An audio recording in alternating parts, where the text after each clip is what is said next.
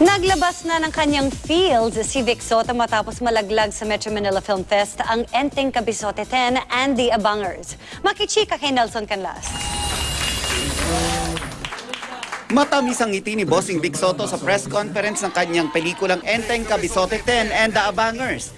Kahit hindi raw pumasok ang kanilang pelikula sa MMFF, nagkaroon naman sila ng pagkakataong maipalabas ang pelikula bago magpasko. It's a blessing in disguise for us. Mas haba yung playdate namin.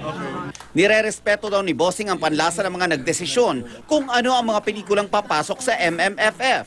I don't have anything personal against them. Kung ako may sama ng loob, ito'y hindi para sa akin, kundi para sa mga bata. For the first time in so many years, panahon pa nila FPJ, nila Dolphy, hindi nawawala ng pambata.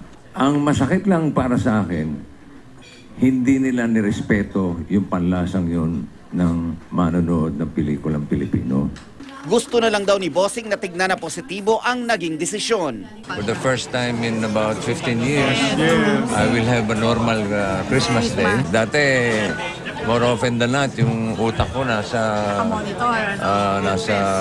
festival eh. Kasama ni Bossing sa bagong installment ng Enteng Kabisote series ang tatlong lola ng Kalye serye. Kasama rin sina Raisa May Dizon, Bea Binene, Raisa Sinon, Ken Shan at may special participation ng kanyang misis na si Pauline at ang tambalang Aldab. Nelson Canlas updated sa Showbiz Happenings.